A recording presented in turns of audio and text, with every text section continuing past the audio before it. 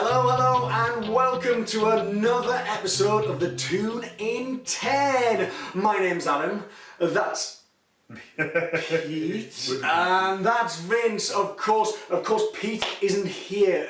He's currently on holiday in Spain, but we got a notice off him just before the game today.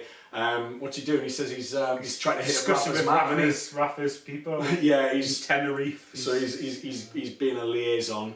I imagine he's more likely just to be liaising around.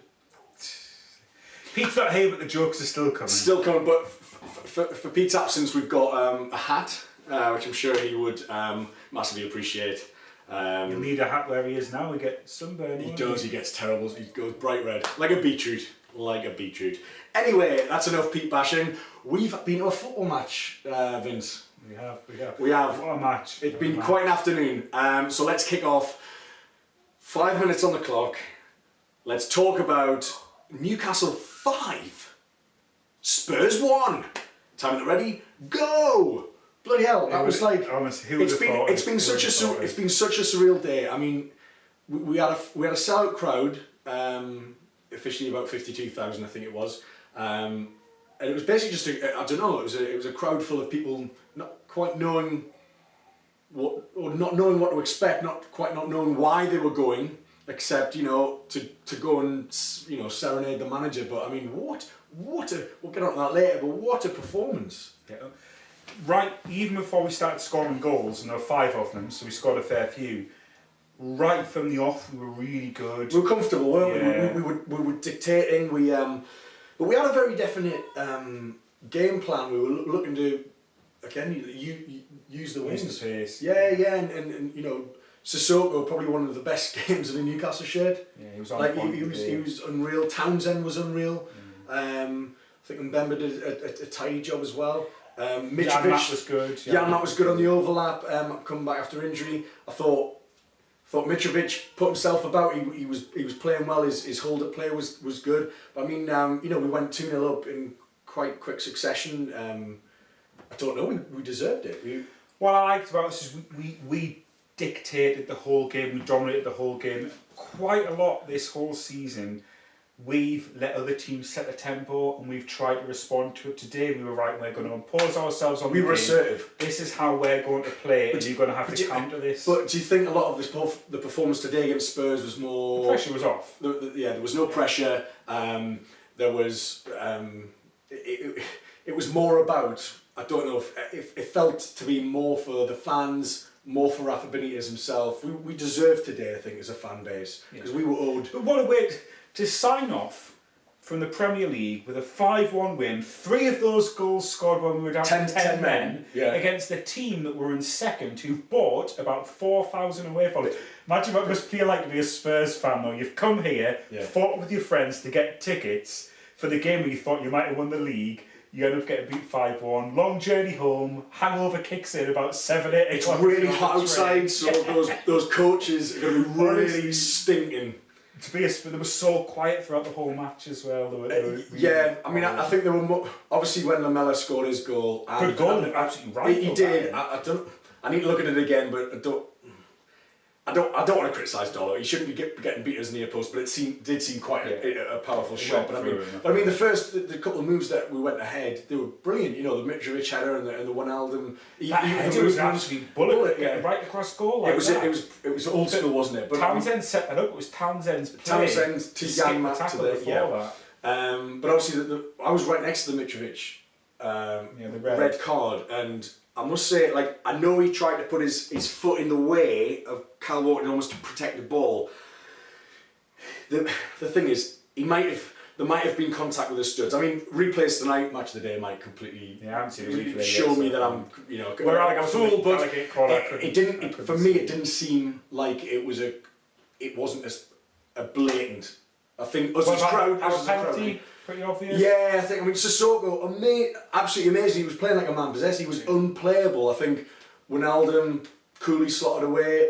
Where's Ronaldo? Where's that performance been for the past 4 months? This is 11 goals a season, but if you think 6 of them came basically in 2 good games at home, and one of them was today when it didn't really matter because we'd already been relegated.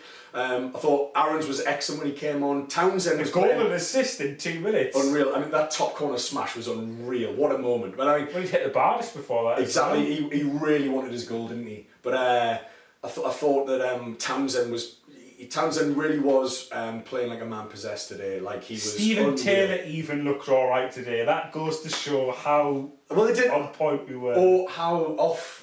How off Spurs. But again, I don't think. I think we imposed the game on Spurs. I really do. Obviously, the Spurs talk will be we were off, we were dejected from not having a shot for the title. Bullshit. They mean so much for them to finish above Arsenal, to get second place. But to lose it to the rivals in the manner that they've got defeated today. Any narrative very embarrassing for them. They want to try is bullshit. But I mean, you look at the stats. Yeah, they dominated possession because when we went down to 10 men, we sat back, soaked up, and actually we were so effective on the counter attack. When they had to throw bodies forward. They were like it was like 2 versus 1 against them. Constantly in the sector, 2 or 3 times. Yeah, it was. As well. It could have been 6-7. It really could have been. Which would have been fitting given the 7-1 that we smashed them back in the Shearer days. But what a game! Half time. It was an incredible afternoon, and I think as fans, we were owed that, and it was a sign off. But beyond the elation, we've got to face reality now. Unfortunately, the second half. But let's discuss that in the second half. We'll see after this.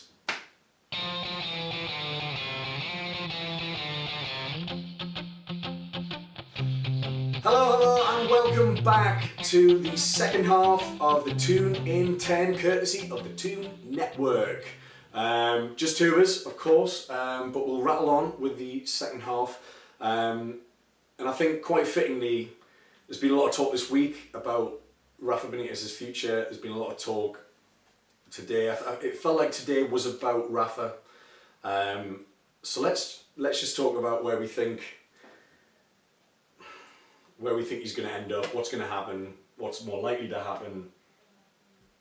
Timer at the ready, go! Well, I've never known anything like it in my time watching football, for a situation like this where the fans sung his name solidly for the first 20 minutes and intermittently throughout the whole match, and at the end for probably 40,000 fans to stay back and chant like they did for him just constantly. I mean, my voice is hoarse. Mine too.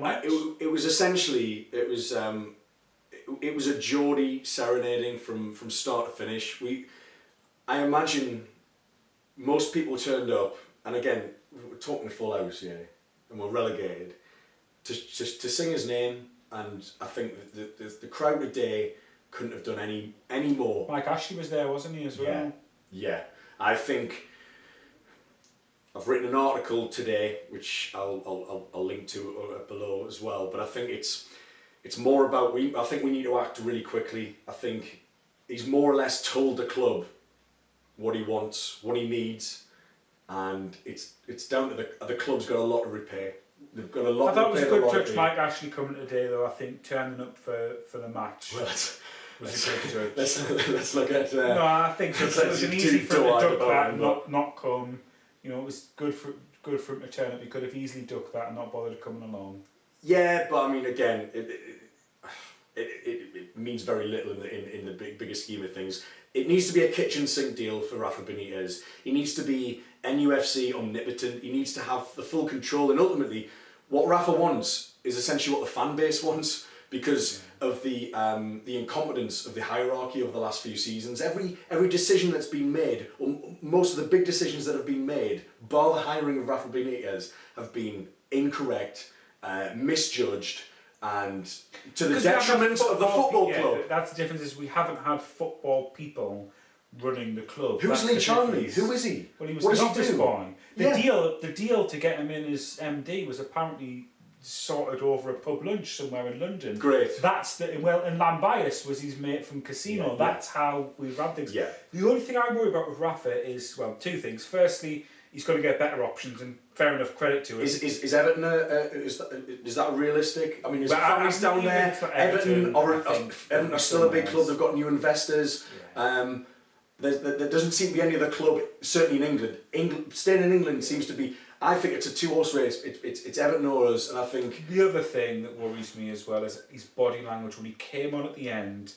It didn't look like somebody who was. It looked more like, you know, sort of resigned. I wish I could have done more. I know what you mean. I wonder whether that was just him being humble because we're still relegated. I think that's what I'd like to hope that that's what it is, because he doesn't want to come out and kind of drink in that. Yeah, I am a new. I still got relegated. I'm a Geordie idol, but ultimately I think it was more of I feel you hurt, and I think it was a humble thing that to get such a reception like that, the atmosphere for a relegated manager, it's for a relegated team. If he was to stay, it would be the happiest relegation. I felt it was a party atmosphere today. It was a relegation party. You've hit a good point, because where would 4 years' time, what would have served us better? This relegation, or scraping by, getting 14th or 15th with McLaren, just enough, and McLaren staying, and another cycle of the same old. There needs to be a full revolution in that respect. And Rafa Benitez is a football man. He needs to be making the key decisions. We need to just give him. We need to give him a lot. We need to give him everything. To give him the wages that he wants. I don't even think it comes down to wages. He wants to see the ambition of the chairman. He wants to know that they expect to push for promotion first time. Because establish yourself in it was very much. He sees the potential, wasn't it? It is. I think he wants to find a home similar to that he found at Liverpool during the glory years. Like, you look at when he went to Chelsea on interim, the fans didn't want him. Real Madrid, Trenton compared to the Chelsea fans, exactly. It's a different thing. Real Madrid, he's a disposable, replaceable manager. Fans didn't really want him at Madrid. Exactly. He is lauded already, and he's probably won about three games or something. Like, in such a short space of time, we idolise him because we see him as we genuinely see him as a savior. Is it desperation from the fan base, though? Well, it's desperate times, but I think they're just reiterating they feel the connection. We feel the connection. He feels the connection as well. Yeah. Otherwise, he wouldn't even be saying, "I'm going to decide my future," because he could have just said. You could come out today and just say, I haven't seen that bond, even in the best of times under Pardew. I haven't seen that bond with any manager since Bobby Robson. Exactly. 12 years. And that's it. And no amount, no amount of money from any other club or opportunity can replace that. It's a romantic. We have to appeal to his romantic side. It is, and it's